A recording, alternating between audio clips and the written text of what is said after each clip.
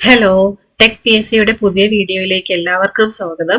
അപ്പം ഇന്ന് നമ്മൾ ഈ വീഡിയോയിൽ ഡിസ്കസ് ചെയ്യാൻ പോകുന്നത് ഇൻസ്പെക്ടർ ഓഫ് ലീഗൽ മെട്രോളജി എന്ന് പറഞ്ഞ പോസ്റ്റിലേക്ക് ലാസ്റ്റ് ഇയർ നടന്ന എക്സാമിന്റെ കുറച്ച് ക്വസ്റ്റ്യൻസ് ആണ്. ഓക്കെ, അതിൽ തന്നെ നമ്മൾ ഇന്ന് ഫോക്കസ് ചെയ്യുന്നത് basics of electronic measurement system എന്ന് പറയുന്ന ടോപ്പിക്കിനകത്ത് നിന്ന് വന്ന ക്വസ്റ്റ്യൻ ആണ്.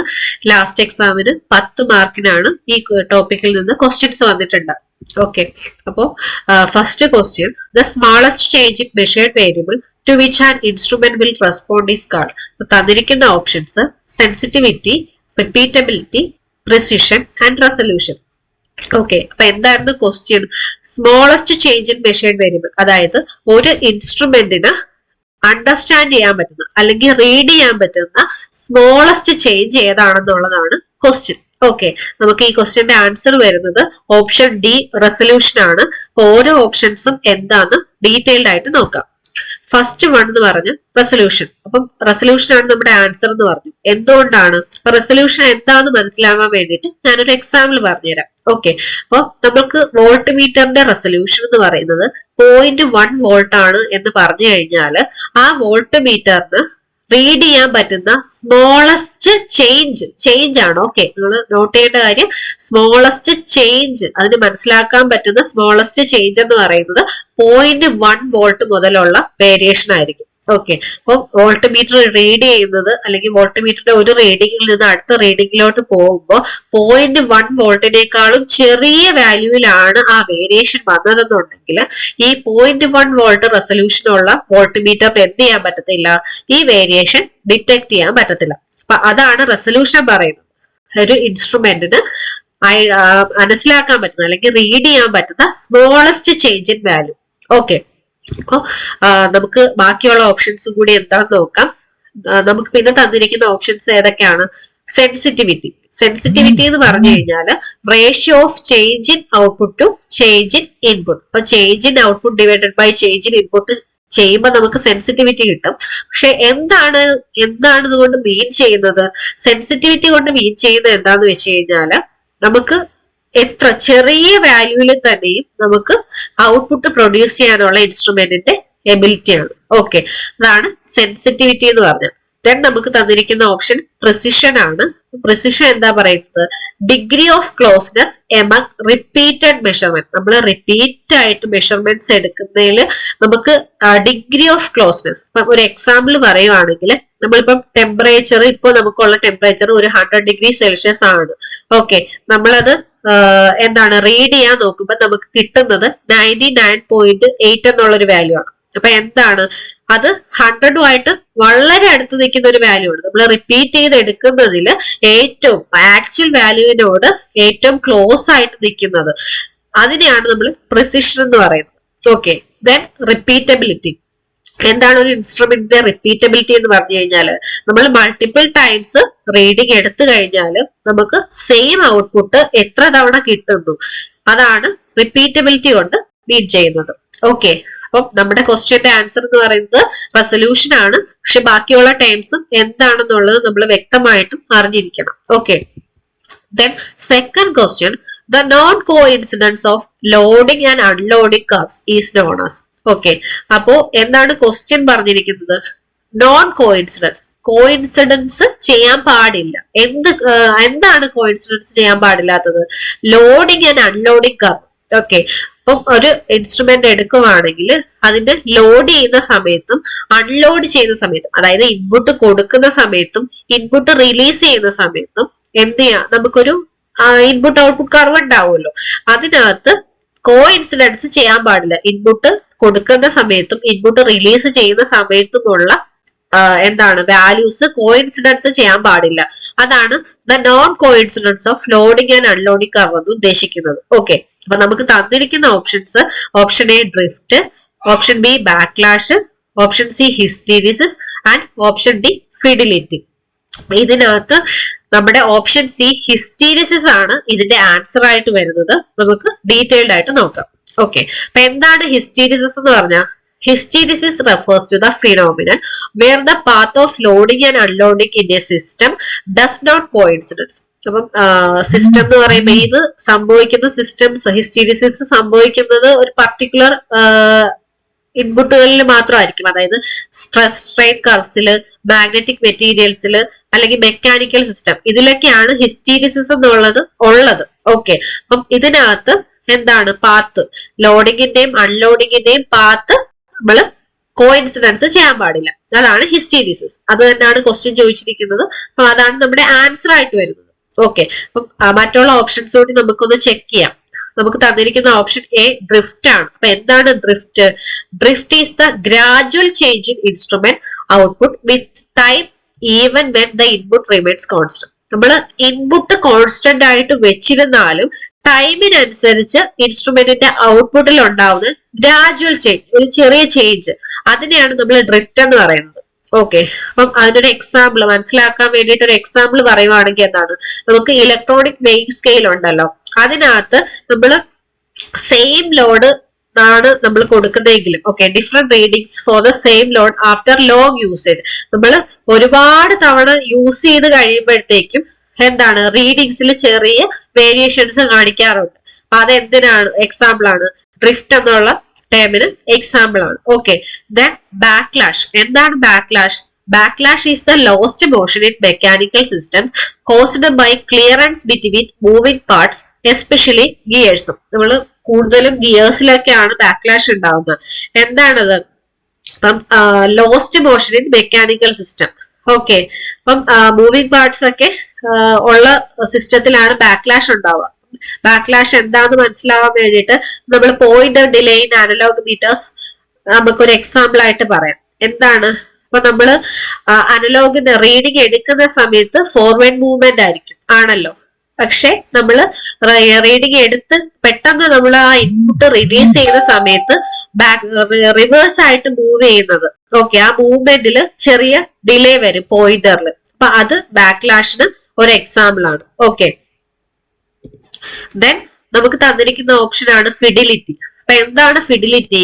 Fidelity is the ability of an instrument to accurately reproduce rapid changes in input without distortion. Okay, അപ്പം എന്താണ് അത്? ആക്യുറേറ്റ് ആയിട്ട് റീപ്രൊഡ്യൂസ് ചെയ്യാനുള്ള ഓക്കെ, റാപ്പിഡ് ആയിട്ട് ഫാസ്റ്റ് ആയിട്ട് ചേഞ്ചസ്, ഇൻപുട്ടിൽ ചേഞ്ചസ് വന്നാലും ഓക്കെ, നമ്മൾ ഇൻപുട്ട് നമ്മൾ അങ്ങോട്ടും ഇങ്ങോട്ടും സഡൻ ആയിട്ട് നമ്മൾ ചേഞ്ച് ചെയ്ത് കഴിഞ്ഞാലും എന്ത് സംഭവിക്കാൻ പാടില്ല? ഔട്ട്പുട്ടിൽ ഡിസ്റ്റോർഷൻ വരാതെ തന്നെ ആക്യുറേറ്റ് ആയിട്ട് സെയിം ഔട്ട്പുട്ട് റീപ്രൊഡ്യൂസ് ചെയ്യാനുള്ള ഒരു എബിലിറ്റിയാണ് നമ്മൾ ഫിഡിലിറ്റി എന്ന് പറയുന്നത്. ഓക്കെ, അതിനൊരു എക്സാമ്പിൾ ആയിട്ട് പറയുവാണെങ്കിൽ നമ്മുടെ ഓസിലോസ്കോപ്പ്. ഓക്കെ, ഓസിലോസ്കോപ്പ് എന്ന് പറയുന്നത് നമുക്ക് നമ്മൾ ഇൻപുട്ട് ഫാസ്റ്റ് ആയിട്ട് ചേഞ്ച് ചെയ്താലും നമുക്ക് കാണിക്കുന്ന വേവ് ഫോംസ് എന്തായിരിക്കും? കറക്റ്റ് ആയിട്ടായിരിക്കും നമുക്ക് കാണിക്കുന്നത്. ഓക്കെ,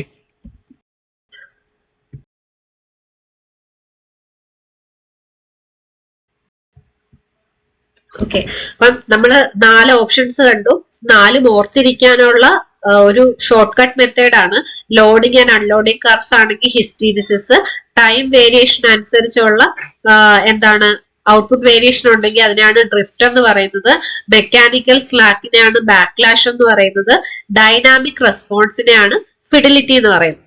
ഓക്കെ, ദെൻ അടുത്ത question, creep errors occurs in. അപ്പം നമുക്ക് തന്നിരിക്കുന്ന options energy meter, watt meter, moving iron instruments and moving coil instruments. Okay, അപ്പം ഏതാണ് ഓപ്ഷൻ എന്ന് അറിയണം എന്നുണ്ടെങ്കിൽ ക്രീപ്പ് എറർ എന്താണെന്നുള്ളത് അറിയണം.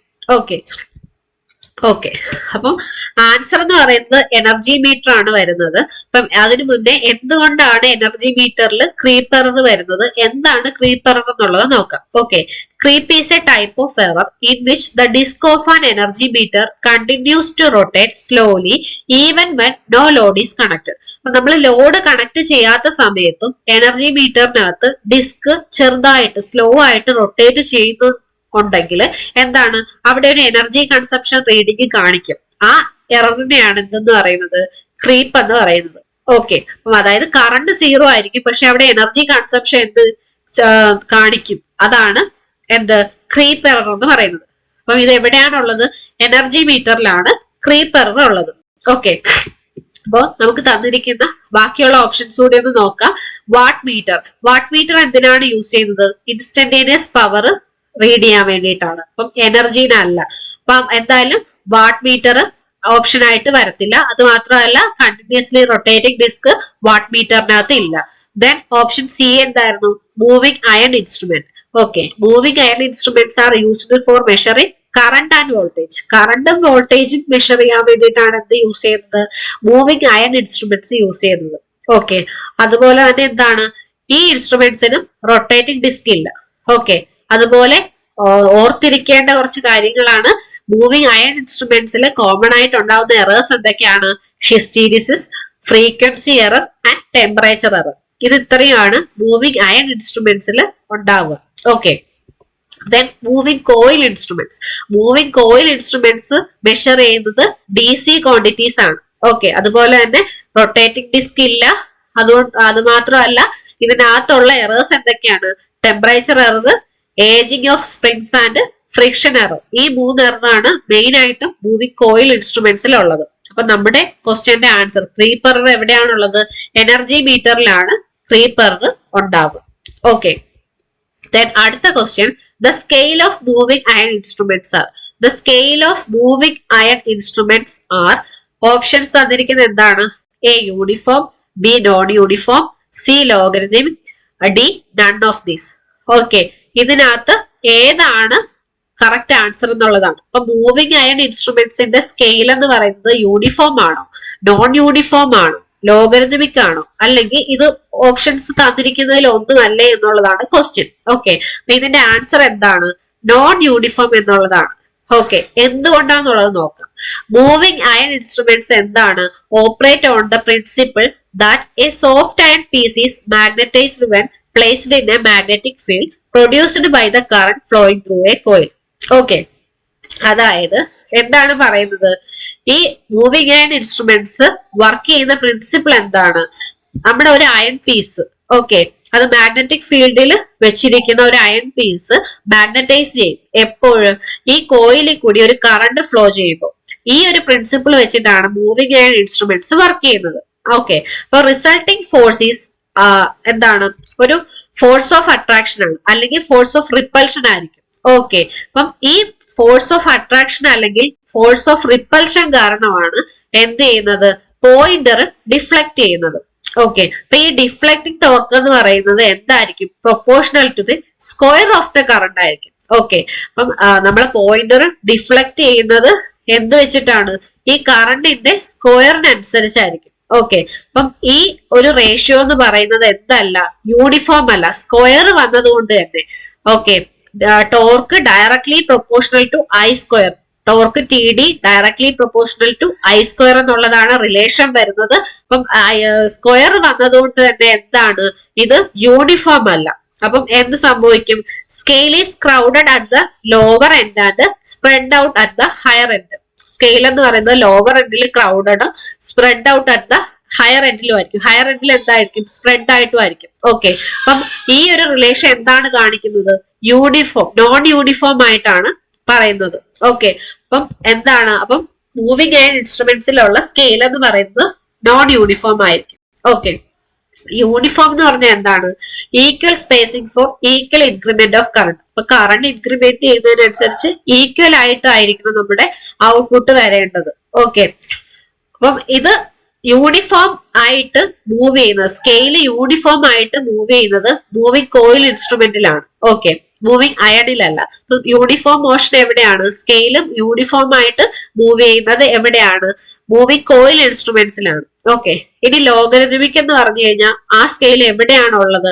Specialised instruments such as sound level meters. Sound level മീറ്റേഴ്സിലാണ് ലോഗരിതമിക് സ്കെയിൽ റീഡിങ് കാണിക്കുന്നത്. ഓക്കെ, അപ്പം എന്താണ്? നമുക്ക് തന്നിരിക്കുന്ന ഓപ്ഷൻസിൽ നോൺ യൂണിഫോം എന്നുള്ള ഒരു ഓപ്ഷൻ ഉള്ളത് കൊണ്ട് തന്നെ ഓപ്ഷൻ ഡി നമുക്ക് നോക്കേണ്ട കാര്യമില്ല. നൺ ഓഫ് ദീസ് എന്നുള്ളൊരു ടേമേ അവിടെ വരേണ്ട ആവശ്യമില്ല. കാരണം എന്താണ്? നമുക്ക് കറക്റ്റ് ആൻസർ ഉണ്ട്, നോൺ യൂണിഫോം എന്നുള്ളത്. ഓക്കെ, ദെൻ അടുത്ത ക്വസ്റ്റ്യൻ എന്ന് പറയുന്നത് moving coil and moving iron instruments can be distinguished from their. അപ്പൊ മൂവിംഗ് കോയിലിന്റെയും മൂവിംഗ് അയൺ ഇൻസ്ട്രുമെന്റ്സിന്റെയും നമ്മൾ മെയിൻ ആയിട്ട് എന്തിന്റെ ബേസിലാണ് നമുക്ക് ഡിഫറൻഷിയേറ്റ് ചെയ്യാൻ പറ്റുന്നത് എന്നുള്ളതാണ്, അല്ലെങ്കിൽ അതിനെ ഐഡന്റിഫൈ ചെയ്യാൻ പറ്റുന്നത് എന്നുള്ളതാണ് question. Okay, option A scale, option B pointer, option C terminal connections and option D shape. Okay, അപ്പം ഇതിൽ ഏത് ഓപ്ഷൻ ആണ് കറക്റ്റ് എന്നുള്ളതാണ്. ഓക്കെ, ഓപ്ഷൻ എ സ്കെയിലാണ് കറക്റ്റ് ആൻസർ ആയിട്ട് വരുന്നത്. അതിന്റെ റീസൺ നമ്മൾ കുറച്ച് തൊട്ട് മുന്നത്തെ ക്വസ്റ്റ്യനിൽ പറഞ്ഞു. Moving coil and moving iron instruments എന്താണ്, നമ്മൾ കൂടുതലായിട്ടും സ്കെയിൽ വെച്ചിട്ടാണ് നമുക്ക് ഡിസ്റ്റിങ്വിഷ് ചെയ്യാൻ പറ്റുന്നത്. എന്താണ്, മൂവിംഗ് കോയിൽ ആണെങ്കിൽ എന്താ ചെയ്യുന്നത്, deflection directly proportional to current ആണ്. കറണ്ടിന് ഡയറക്ട്ലി പ്രൊപ്പോർഷണൽ ആയിട്ടാണ് എന്ത് മൂവ് ചെയ്യുന്നത്. ഓക്കെ, മൂവിംഗ് അയണിലാവുമ്പോഴോ സ്ക്വയർ ഓഫ് ദ കറണ്ടിനാണ് ഡയറക്ട്ലി പ്രൊപ്പോർഷണൽ എന്ന് പറയുന്നത്. ഓക്കെ, അപ്പം സ്ക്വയർ വന്നത് കൊണ്ട് തന്നെ അവിടെ നോൺ യൂണിഫോം സ്കെയിലും ഇപ്പൊ മൂവിംഗ് കോയിലിനകത്ത് യൂണിഫോം സ്കെയിലും ആയിരിക്കും. ഓക്കെ, പിന്നെ as usual moving coil D C മെഷർമെന്റിനാണ് യൂസ് ചെയ്യുന്നത്. Moving iron both D C and A C മെഷർമെന്റിന് തന്നെയാണ് യൂസ് ചെയ്യുന്നത്. അപ്പം ഇതാണ് നമുക്ക് ഡിസ്റ്റിങ്വിഷ് ചെയ്യാൻ പറ്റുന്ന 3 പോയിന്റ്സ് എന്ന് പറയുന്നത്. ഓക്കെ, ഇതിനകത്ത് നമുക്ക് പർട്ടിക്കുലർലി പറയാൻ പറ്റുന്നത് എന്താണ്, നമ്മുടെ ഈ സ്കെയിലിന്റെ കാര്യം വെച്ചിട്ടാണ് ഡിഫറൻഷിയേറ്റ് ചെയ്യാൻ പറ്റുന്നത്. ഓക്കെ, ദെൻ തന്നിരിക്കുന്ന ഓപ്ഷൻസിൽ പോയിന്റർ എന്താണ്, both instruments generally use similar type of pointers. Pointers same ആണ് യൂസ് ചെയ്യുന്നത്. ടെർമിനൽ കണക്ഷൻ എന്ന് പറയുന്നത് രണ്ട് ഡിവൈസിനും 2 ടെർമിനൽ ഡിവൈസ് ആണ്.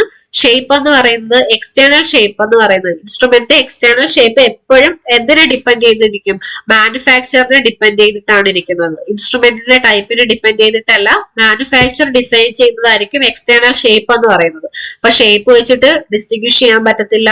ടെർമിനൽ കണക്ഷൻസ് സെയിം ആണ്, അപ്പൊ അത് വെച്ചിട്ട് ഡിസ്റ്റിങ്വിഷ് ചെയ്യാൻ പറ്റത്തില്ല. പോയിന്ററും സെയിം ആണ്, സിമിലർ ആണ്, അപ്പം എന്താണ് അത് വെച്ചിട്ടും ഡിസ്റ്റിങ്വിഷ് ചെയ്യാൻ പറ്റത്തില്ല. അപ്പൊ ദെൻ ഉള്ള ഓപ്ഷൻ എന്താണ്, സ്കെയിൽ ആണ്. Okay, next question, for measuring very low resistance which one of the following bridge is use. Okay, resistance, low resistance measure ചെയ്യാൻ, വെരി ലോ റെസിസ്റ്റൻസ് മെഷർ ചെയ്യാൻ വേണ്ടിയിട്ട് തന്നിരിക്കുന്ന ഓപ്ഷൻസിൽ ഏത് ബ്രിഡ്ജ് ആണ് യൂസ് ചെയ്തത് എന്നുള്ളതാണ് question.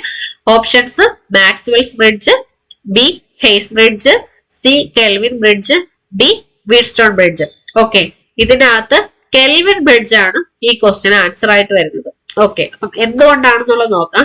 Very low resistance cannot be measured accurately using ordinary bridges because the resistance of connecting leads and contact become comparable to the resistance being measured.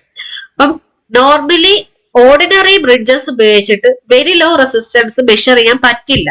എന്തുകൊണ്ടാണ്, resistance measure ചെയ്യുമ്പോഴത്തേക്കും ഈ കണക്ടിങ് ലീഡ്സ്, റെസിസ്റ്റൻസിന്റെ connecting ലീഡ്സും അതുപോലെ തന്നെ ഒരു contact വരുമല്ലോ, ആ കോണ്ടാക്ട്സും ഇതിനെ എന്ത് ചെയ്യും, സ്വാധീനിക്കും. ഓക്കെ, അതുകൊണ്ട് തന്നെ വെരി ലോ റെസിസ്റ്റൻസ് മെഷർ ചെയ്യുമ്പോഴത്തേക്കും നമുക്ക് ഓർഡിനറി ബ്രിഡ്ജസ് യൂസ് ചെയ്യാൻ പറ്റത്തില്ല. ഓക്കെ, ദെൻ നമ്മൾ ശ്രദ്ധിക്കേണ്ട കാര്യം, ഈ കെൽവിൻ ബ്രിഡ്ജ് ഓക്കെ എന്തിനാണ് ഡിസൈൻ ചെയ്തേക്കുന്നത്, specially design to measure very low resistance accurately. അപ്പൊ കെൽവിൻ ബ്രിഡ്ജ് നമ്മൾ സ്പെഷ്യലി ഡിസൈൻ ചെയ്തിരിക്കുന്നത് തന്നെ വെരി ലോ റെസിസ്റ്റൻസ് മെഷർ ചെയ്യാൻ വേണ്ടിയിട്ടാണ്. ഓക്കെ, ഓർത്തിരിക്കേണ്ട കാര്യം എന്ന് വെച്ച് കഴിഞ്ഞാൽ കെൽവിൻ ബ്രിഡ്ജിന് തന്നെയാണ് കെൽവിൻ ഡബിൾ ബ്രിഡ്ജ് എന്ന് പറയുന്നത്. ഓക്കെ, രണ്ടും സെയിം ഇൻസ്ട്രുമെന്റ് ആണ്. അപ്പോ നമുക്ക് ചോദിച്ചിരിക്കുന്ന ക്വസ്റ്റ്യൻ വെരി ലോ റെസിസ്റ്റൻസ് എന്ത് ബ്രിഡ്ജ് ഉപയോഗിച്ചിട്ട് മെഷർ ചെയ്യുന്നുള്ളതാണ്. ആൻസർ എന്ന് പറഞ്ഞാൽ കെൽവിൻ ബ്രിഡ്ജ് ആണ്. ഓക്കെ, ദെൻ മാക്സ്വെൽസ് ബ്രിഡ്ജ് എന്തിനാ യൂസ് ചെയ്യുന്നത്, മീഡിയം ഇൻഡക്ടൻസ് മെഷർ ചെയ്യാനാണ് മാക്സ്വെൽസ് ബ്രിഡ്ജ് യൂസ് ചെയ്യുന്നത്. എവിടെയാണ് സ്യൂട്ടബിൾ ആയിട്ടുള്ളത്, inductance has high Q factor. High Q factor ഉള്ള ഇൻഡക്ടൻസ് ഉള്ളപ്പോഴാണ് നമ്മൾ മാക്സ്വെൽസ് ബ്രിഡ്ജ് യൂസ് ചെയ്യുന്നത്. Then option B Hay's bridge. Hay's bridge എന്തിനാണ് യൂസ് ചെയ്യുന്നത്, ഹൈ ഇൻഡക്ടൻസ് മെഷർ ചെയ്യാൻ വേണ്ടിയിട്ടാണ് ഹെയ്സ് ബ്രിഡ്ജ് യൂസ് ചെയ്യുന്നത്. Okay, then applicable for coils with high Q factor. High Q factor ഉള്ള കോയിൽസിനാണ് ഇത് ആപ്ലിക്കബിൾ ആയിട്ടുള്ളത്. Then Wheatstone bridge. Wheatstone's bridge നമ്മൾ യൂസ് ചെയ്യുന്നത് എന്തിനാണ്, മീഡിയം റെസിസ്റ്റൻസ് മെഷർ ചെയ്യാൻ വേണ്ടിയിട്ട് തന്നെയാണ്. പക്ഷെ മീഡിയം റെസിസ്റ്റൻസ് മെഷർ ചെയ്യാൻ വേണ്ടിയിട്ടാണ് വീറ്റ്സ്റ്റോൺ ബ്രിഡ്ജ് നമ്മൾ യൂസ് ചെയ്യുന്നത്. Okay, accuracy decreases for very low resistance due to lead resistance error.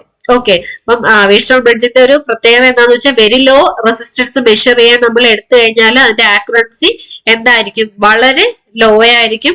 കാരണം എന്താണ്, ലീഡ് റെസിസ്റ്റൻസ് എറർ കാരണം. Okay, then next question, inductance can be measured by which one of the following bridge.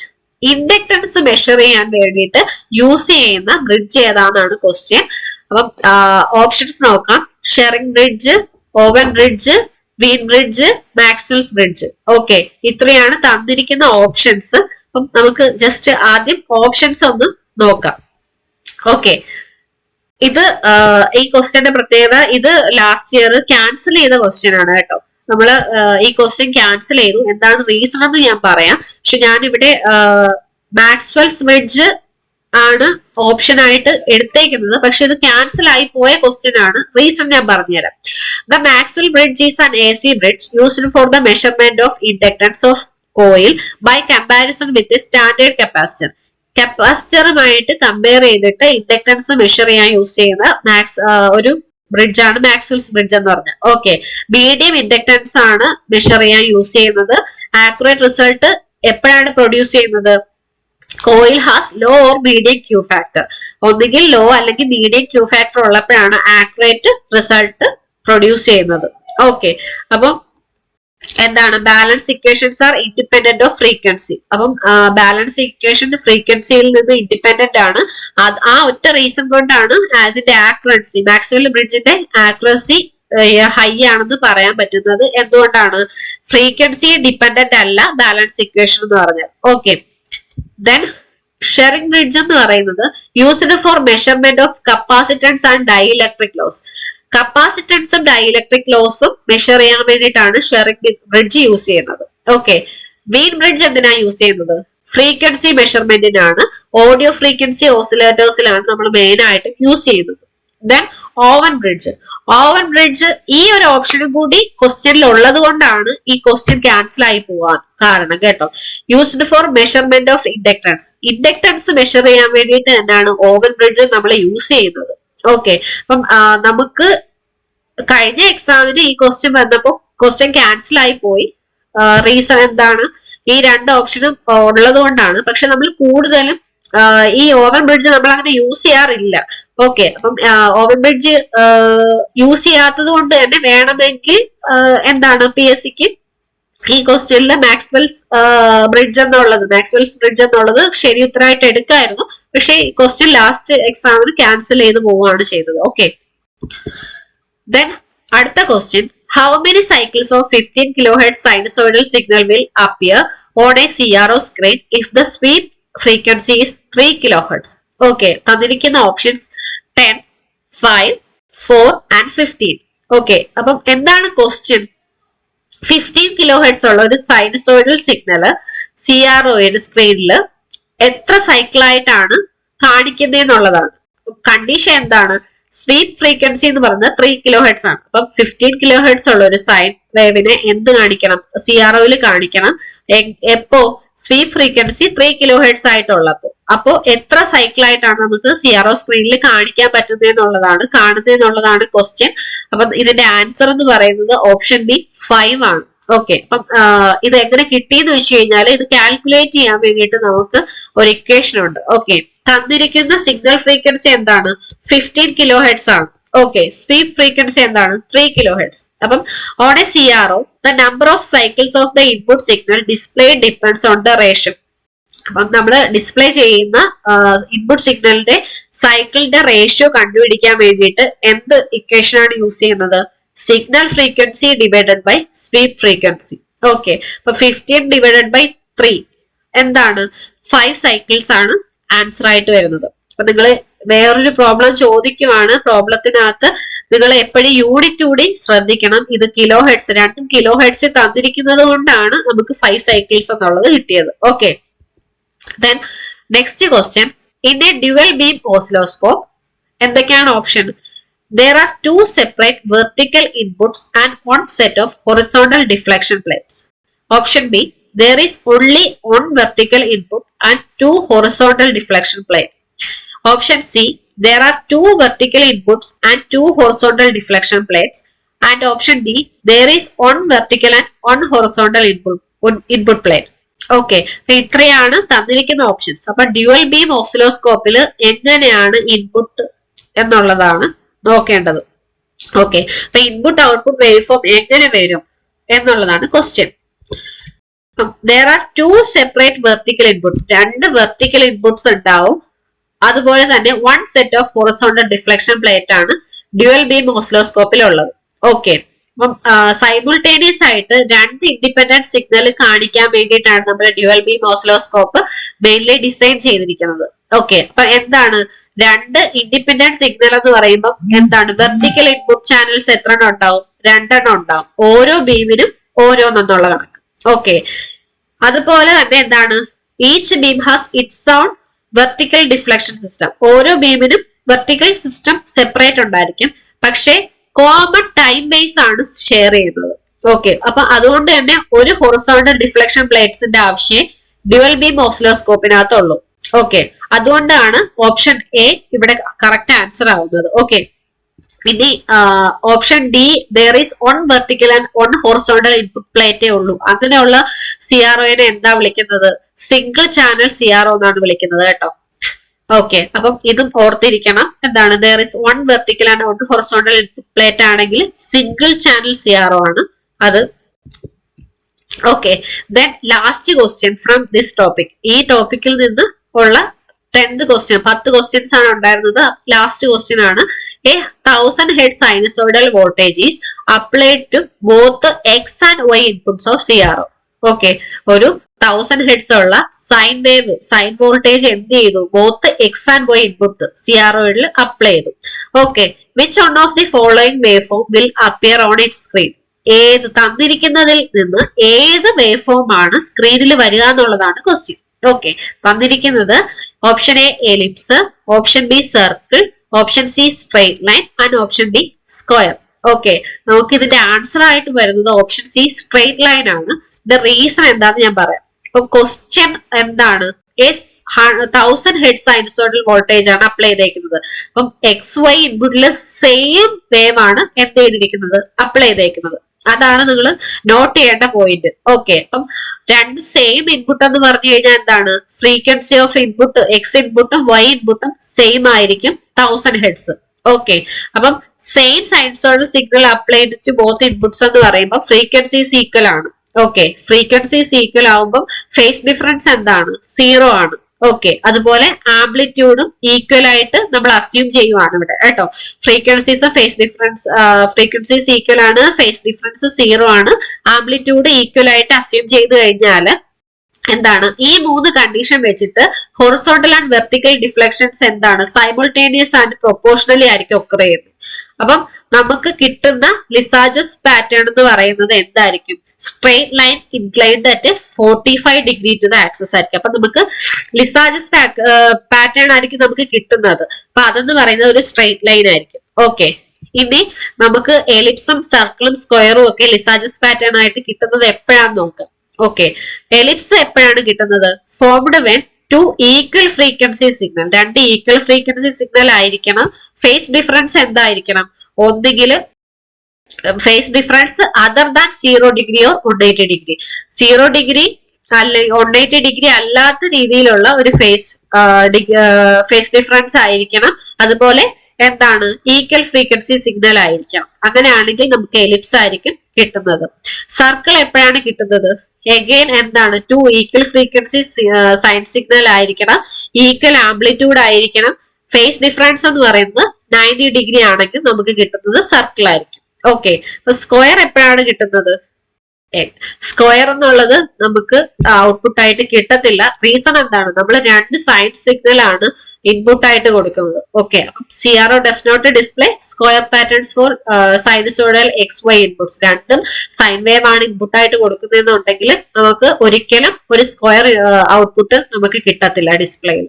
Okay, അപ്പം ഇത്രയും questions ആണ് നമുക്ക് last എക്സാമിന് ചോദിച്ചത്. Okay, അപ്പം മറ്റൊരു ടോപ്പിക്കുമായിട്ട് അടുത്ത വീഡിയോയിൽ കാണാം. Thank you.